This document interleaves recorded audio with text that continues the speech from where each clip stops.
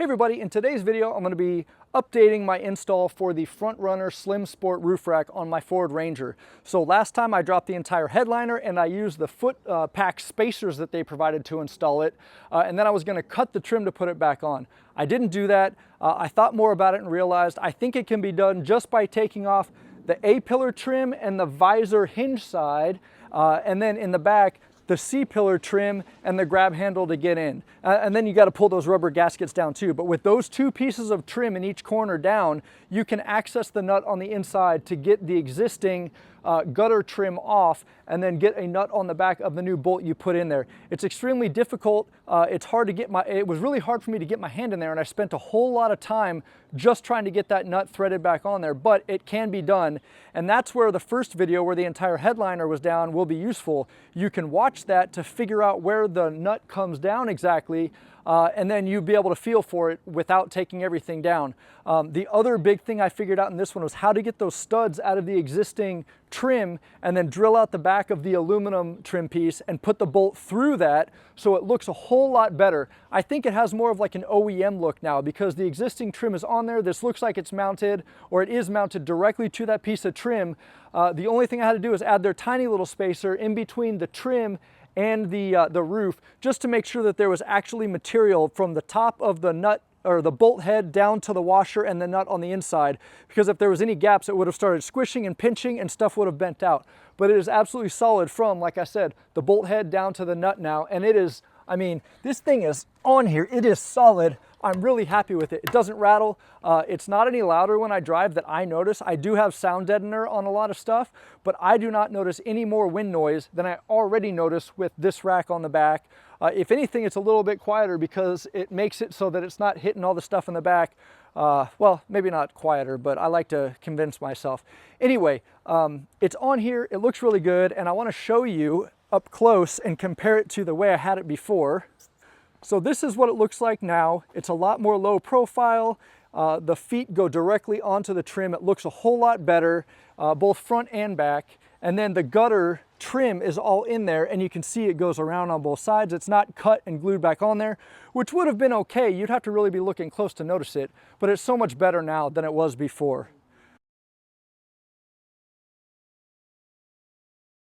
So this is round two of the roof rack. What I'm going to do is take it off, and in order to do that I got to access the bolts that are inside the roof under the headliner. And last time I took the headliner all the way down, had to disconnect a lot of wires and a whole lot of clips that were more than I think is required. So today I'm going to see what I need to actually remove to get to it. I'm also going to take the whole roof rack off and replace the gutter rails because I figured out how to remove this stud in here, so I'll show you that as well. So first thing I'm going to do is see what parts need to come out, and I'll show you step by step. This should be a whole lot easier than the last video, while still useful if you do want to drop your whole headliner for like sound deadening and stuff. This should be, I think, half the time and way less than half the effort, because when the whole headliner comes down it's extremely hard to get it all lined back up. This time we're going to be able to leave the center channel up in the middle and then the clips in the back, I hope, and not have to take the B-pillars off. So that means we're not unbolting seat belts for the driver and passenger side. We will have to unbolt the seat belts for the back, but it's not too difficult. So I'm just going to go ahead and get into it. So before we do anything inside, because we're going to be working around airbags, I'm going to disconnect the negative of the battery. So it's a 10 mil, just like most of the other things in the engine bay. A couple turns, and then you can pull that off. And then I always grab something else to put in between so it can't, because the wires are all bent so it goes there. So you got to kind of hold it away. So I just stick a towel, or this is just a little, like, you fill it up with water and throw it at people. It's like a reusable water balloon, but that just holds my negative away, so now it won't reconnect or anything. And now we're safe to work around the airbags. I'm going to go ahead and start here on the driver's side, and the things I think I'm going to need to remove are this A-pillar trim, this visor, at least the left-hand side. I don't think we're going to have to take this clip off, and actually I want to leave this on to protect the headliner from pulling too hard on this, so this clip will stay in. So A-pillar, this rubber gasket will come down, and that just pulls down really easily, and then this right here, this side of the visor. So I'm just going to get to it. So now I've got enough stuff out of here that I can move this, and I'm hoping that I can actually get access to the bolt that I'm trying to remove here. All right, so fortunately I know where it is, and that's why the old video is still useful, because you can actually, with the whole thing down, you can see where it is. Now I know where it is, so I can feel for it, and I think I can actually get a wrench on it just by moving this thing out a little bit. Yeah, I can definitely get it's a 10 millimeter, I can get a wrench on that and loosen it. You're going to need a 10 mil with a pretty decent extension, and then you just gotta feel your way up to the bolt and get it on there, and then from the top it's another 10 mil. Just undo it from there. Actually, when you do this for the first time, you will just need to loosen it from here, because it's going to be in the stud of the roof gutter. So we're in the back. We have to take this piece of trim off because the bolt is right up here. It's actually, I'm looking for it. It's going to be right here. I think we are going to have to take this off as well, just to make sure that we can flex this thing down some. So I'm going to get this seat belt off.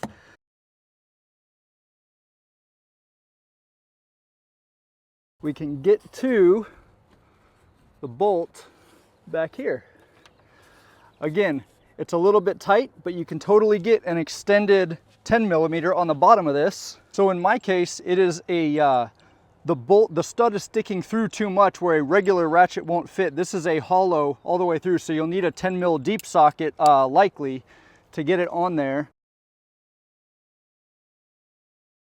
Okay, I'm going to repeat what I did on the other side. The only difference is that you got to take this handle off, the grab handle.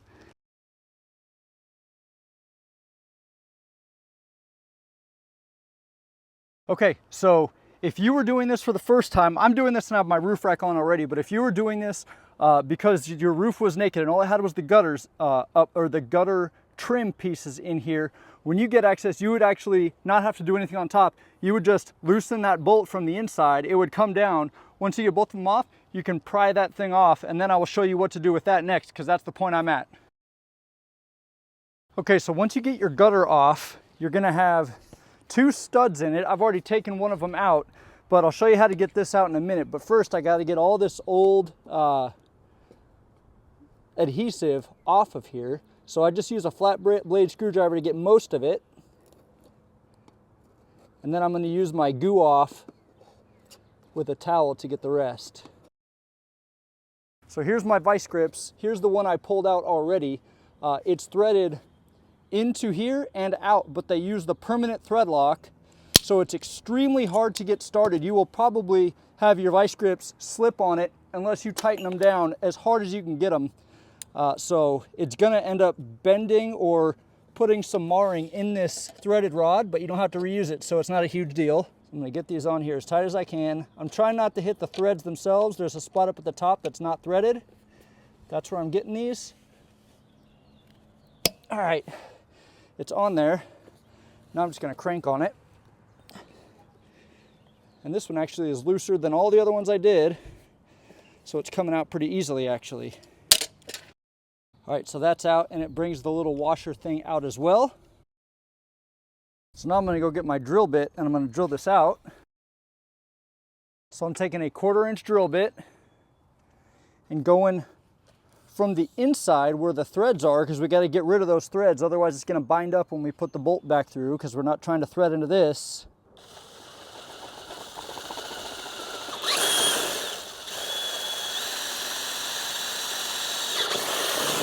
All right, so now I got my holes in place on this one. I gotta do that exact same procedure on this. All right, so I'm gonna put my 3M adhesive on the back of this in the same tray it was in before. So they give us these spacers. These are the really small ones. I'm gonna put these between the roof rack and the between the gutter and the roof. That way there's not going to be like an air gap where the bolt is tightening and bending anything. There will be solid material all the way through. That's important, because if you have a gap and you start tightening, you're going to be squishing stuff and you're actually going to bend this piece of the gutter. So these are going to go here, and I think I'm just going to use a piece of that 3M tape and then I'll cut through it. Poke a hole in it. This is just the way I'm doing it. I'm not saying this is the right way, but it makes sense to me to stick this thing on there, and I did put a little bit of a hole where I drilled, so we know where the bolt's going to come through. All right, I'm going to set this up on the roof, make sure it looks good before I actually take the tape off and put it up there. So I notice these things are a little bit thicker than the washers that were the square thing that was in there. So, all right, these are a little thicker than what was in there, so you can see the tape might not touch right away, but it doesn't look bad in the gutter, and this will all hold it in place, and it's all going to be stuck together. So once it's nice and tight, it's all going to be fine, and we'll go from there. So I'm going to clean the gutter one last time and then stick this in there. Okay, so we've got our tape on here. We're ready to go. We're ready to set this all up. What I'm going to do, I already had this on here once, so I have a little bit of RTV still from the last time I did it. This is what makes it watertight. So I'm going to see if I can get this off. It's not that big of a deal if I can't, but I'm going to put more RTV around this so it makes a seal with that, and then the screw will go through it once I put the actual roof rack back on. So I'm going to put my little bit of RTV here.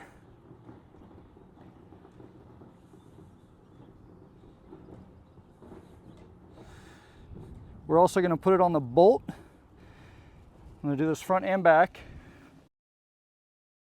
Cap back on this. All right, moment of truth. Pull my tape cover off. Now I'm going to do the same thing on the other side, so I got to put my tape on here and then I'll head over there.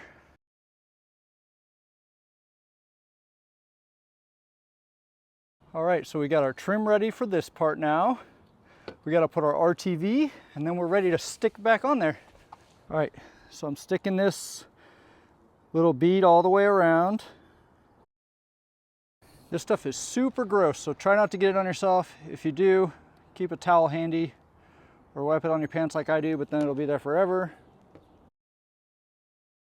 Okay, so we've got these in place. Now, we got to be careful to get the roof rack back on here. So I'm going to put some towels up, pick it up, and just, I'll get the video from here if I can. Two people would make this way easier, but my plan is to pick the thing up, set it on these two, and then rock it that way. I'm going to try to close this back door so I can get up here. All right, that's perfect. Now, got to get it in the right position. And I think I'm ready to actually put this bolt back down through here. What I'm going to do is put RTV on the bolt and a little bit in the hole there. All right, so that bolt is through. And I'm going to go ahead and get the nut on the other side, which means a little bit more RTV. Awesome. I feel the bolt right there. This is going to be kind of a pain. Where are all my wrenches? So this part's difficult with the headliner in, but definitely doable. So I'm going to have my wrench, or at least my 10mm socket, just with the extension on here so I can spin this. That way all I have to do is hold this in place to get it to start threading. Can't really show you what I'm doing because I can't even see what I'm doing. So you can refer to the other video where you actually see where these bolts are to know that it's tight quarters, but doable. Okay, I lost the bolt. Took me well over 30 minutes to get it. I had to get my little snake camera. Super frustrating, but we've got it now.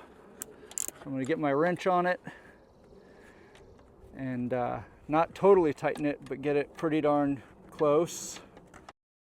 All right, so it's not totally tightened. And holy crap, that was a pain. Now my freaking socket's stuck up there. There we go. All right, moving to the back. Actually, I'm going to go to the other side. Holy crap. All right, I'm done. Having done this both ways, I would rather drop the entire headliner. It was such a pain to try to get the bolts or the nuts on the backs of the bolts. This one fell and I had to get my scope camera out with a magnet on it to get the freaking thing out of there. It spent like 30 minutes on it, and my hands are killing me from trying to get in there. I didn't bend the headliner, but holy moly, I would drop the entire thing. That's my personal preference. If I hadn't dropped it, I wouldn't have known where to even look to get to these bolts, and getting my hand in there would have, I mean, I managed to get it done, but it's difficult.